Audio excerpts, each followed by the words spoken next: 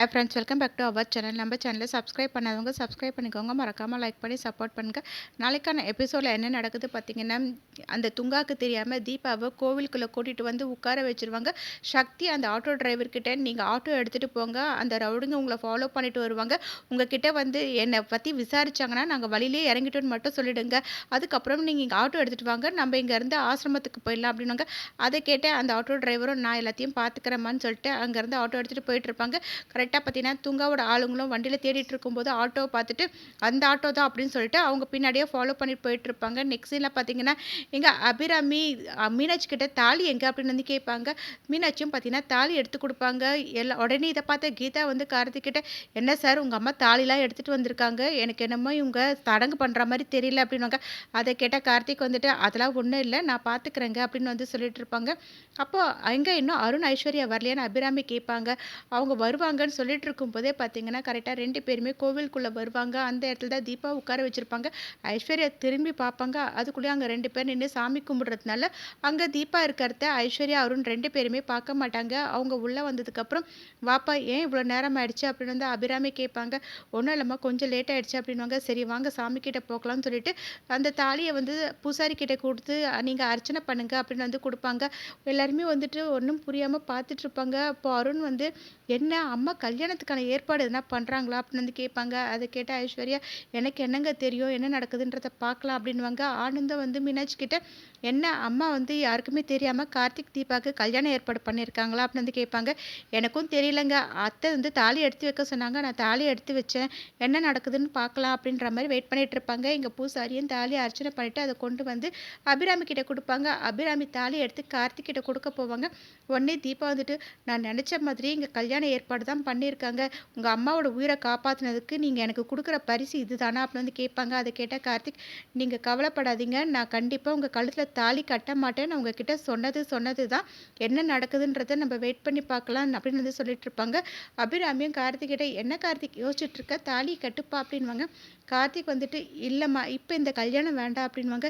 என்ன கார்த்திக் சொல்கிற, உங்கள் 2 பேரோட கல்யாணத்தை என் கண்ணால் பார்க்கணும், ஏற்கனவே கல்யாணம் ஏற்பாடு பண்ணி கல்யாணம் நடக்காமல் போயிடுச்சு, அதனால் இப்போ நீ வந்து இந்த தாலியை தீபா கழுத்தில் கட்டுற, உங்ககிட்ட சொல்லாமல் ஏற்பாடு பண்ணது தப்பு தான்ப்பா அப்படின்வாங்க. அதை கேட்டால் கார்த்திக், கொஞ்சம் தனியாக வாங்கம்மா, உங்ககிட்ட பேசணும்னு சொல்லிட்டு எல்லாரையுமே தனியாக கூப்பிட்டு போயிட்டு, எனக்கு இப்போ இந்த கல்யாணம் வேணாமா, சொன்னால் புரிஞ்சுக்கோங்க அப்படின்வாங்க. அபிராமி கார்த்திக் கிட்ட, ஏன் கார்த்திக் இந்த கல்யாணம் வேண்டான்னு சொல்கிறேன், ஏற்கனவே உங்கள் 2 பேருக்கும் கல்யாணம் நடந்துருச்சு, ஆனால் தீபா எனக்காக தாலியை கழட்டி வச்சா, அந்த தாலி தீபா கழுத்தில் ஏறணும், அதை நான் பார்க்கணுன்னு ஆசைப்பட்றேன், அதுக்காக தான்ப்பா சொல்கிறேன், இந்த கல்யாணத்தை நீ பண்ணிக்கோ அப்படின்னு வந்து சொல்லுவாங்க.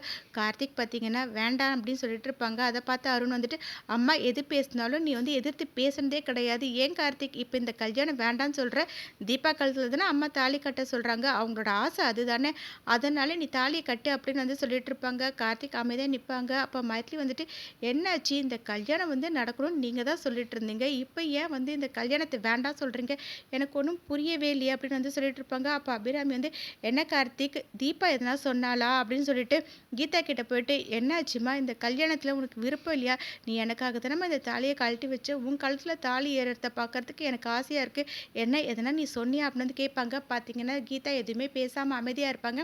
அதை பார்த்து மீனாட்சி, என்னன்னு தெரியவே இல்லை, தீபா கூட எதுவுமே வாயை திறக்காமல் அமைதியாக இருக்கிறது ஆச்சரியமாக இருக்கே அப்படின்னு சொல்லுவாங்க. அருணும் கார்த்திக்கிட்ட ரொம்பவே கம்பல் பண்ணுவாங்க, இந்த கல்யாணத்தை பண்ணிக்கூடா அப்படின்னு வந்து சொல்லிட்டு இருப்பாங்க. அப்போ ஐஸ்வர்யா மட்டும், அதை வேண்டான்னு கார்த்திக் சொல்கிறாருல, அதுக்கு அப்புறம் ஏன் நீங்கள் எல்லாருமே கம்பல் பண்ணுறீங்க அப்படின்வாங்க. அதை கேட்டு அருண் வந்து, நாங்கள் எல்லாருமே கல்யாணம் பண்ண சொல்லிட்டு இருக்கோம், நீ என்ன வேண்டாம் சொல்கிற, ஏன் இந்த மாதிரி பேசுகிற அப்படின்னு வந்து கேட்டுட்டு இருப்பாங்க. அப்போ கார்த்திக் வந்து, இல்லை இவங்க வந்து தீபாவே கிடையாது கீதா அப்படின்வாங்க. அதை கேட்ட எல்லாருமே ஷாக் ஆகிடுவாங்க. ஐஸ்வர்யா மனசுக்குள்ளே, என்ன இவன் கொஞ்ச நாளைக்கு அப்புறம் சொல்லுவான்னு பார்த்தா, தீபா கிடச்சதுக்கு அப்புறம் பார்த்தா இவன் அதுக்குள்ளேயே உண்மையை போட்டு உடச்சிட்டானேன்ற மாதிரி பார்த்துட்டு இருப்பாங்க. இங்கே அபிராமி வந்து, என்ன கார்த்திக் சொல்கிற, இவ கீதாவா, அப்போ தீபா எங்கே, தீபாக்கு என்ன ஆச்சு அப்படின்னு வந்து விசாரிப்பாங்க. கார்த்திக் தீபா மலையிலேருந்து விழுந்தது, அதுக்கப்புறம் கீதாவை பார்த்த எல்லா விஷயத்தையுமே வந்து சொல்லிட்டு இருப்பாங்க. இதெல்லாம் கேட்டால் அபிராமி வந்து, என்ன கார்த்திக் சொல்கிற, ஏன் என்கிட்ட நீ உண்மையை சொல்லாமல் மறைச்சிட்ட அப்படின்னு வந்து கேட்பாங்க. அதுக்கு கார்த்திக் வந்து, இல்லைம்மா ஏற்கனவே உங்கள் உடம்பு முடியாமல் இருக்குது, அப்படி இருக்கும்போது எப்படி வந்து உங்ககிட்ட சொல்கிறது அப்படின்வாங்க. சரிப்பா நான் குணமாயி வீட்டுக்கு வந்தேன்ல, அப்போ கூட என்கிட்ட உண்மையை சொல்லியிருக்கலாம்ல, நான் இந்த ஏற்பாடெலாம் பண்ணியிருக்க மாட்டேன், எனக்கு என்னப்பா தெரியும், உன்னோட நிலைமை தெரியாமல் நான் இந்த மாதிரிலாம் பண்ணிட்டேன்ப்பா அப்படின்வாங்க. அதுக்கப்புறம் கீதா கிட்ட போயிட்டு மன்னிச்சிருமா, நான் தெரியாமல் கல்யாண ஏற்பாடெலாம் பண்ணிட்டேன் அப்படின்னு வந்து சாரி கேட்பாங்க.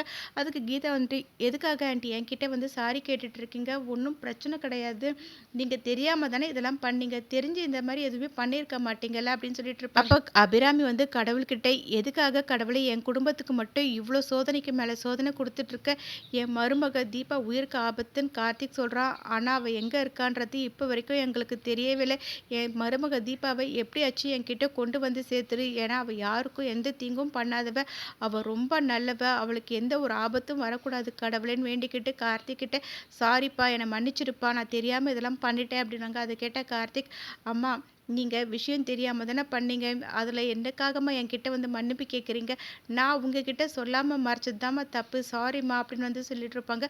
அதை கேட்ட அபிராமி, சரி இதுக்கு மேலே நம்ம இங்கே நின்று எதுவுமே பேச வேண்டாம், நம்ம கிளம்பலாம் வாங்கன்னு சொல்லிட்டு எல்லாருமே அங்கேருந்து கிளம்பி போவாங்க. அப்போ சக்தி பார்த்தீங்கன்னா அவங்க எல்லாருமே போகிறத பார்ப்பாங்க. அதுக்குள்ளேயும் அங்கே கோவிலுக்குள்ளே பால் குடம் எடுத்துகிட்டு நிறைய பேர் வருவாங்க. அதனால இவங்கள வந்து சக்தி பார்க்க மாட்டாங்க. இவங்க எல்லாருமே வெளியே போயிடுவாங்க. இங்கே துங்காவோட ஆளுங்க பார்த்தீங்கன்னா ஆட்டோவை மறைச்சிட்டு ஆட்டோ டிரைவர் கிட்ட, டேய் எங்கே அவளை காணும், எங்கே போனாங்க அவங்க அப்படி வந்து விசாரிப்பாங்க. ஆட்டோ டிரைவரும் அவங்க வழியிலே இறங்கிட்டாங்க அப்படின்வாங்க. அதை கேட்ட துங்கா வந்துட்டு, எங்கடா இறக்கி விட்டா, அவங்க எங்கே இருக்காங்க அப்படின்னு வந்து கேட்பாங்க. வர வழியில் காய்கறி மார்க்கெட்டில் நான் இறக்கி விட்டேன் அப்படி வந்து ஆட்டோ டிரைவர் சொல்லுவாங்க. அதை கேட்ட தூங்கா வந்துட்டு, அவளை நம்ம அங்கே போய் பார்த்துக்கலாம் அப்படின்னு சொல்லிட்டு பார்த்தீங்கன்னா அவங்க கார் எடுத்துகிட்டு அங்கேருந்து கிளம்பி போயிடுவாங்க.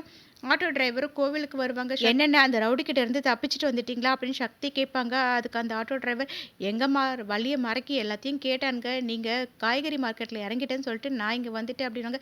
சரி வாங்கண்ணே போகலாம் நம்பன்னு சொல்லிட்டு தீபாவை கூட்டிகிட்டு ஆசிரமத்துக்கு ஆட்டோவில் போயிட்டு இருப்பாங்க. இப்படி இந்த எபிசோட் 2 ஆகும். நெக்ஸ்ட் எபிசோடில் என்ன நடக்குதுன்னு தெரிஞ்சுக்க நம்ம சேனல் லைக் பண்ணுங்க, ஷேர் பண்ணுங்க, மறக்காமல் சப்ஸ்கிரைப் பண்ணிக்கோங்க. தேங்க்யூ.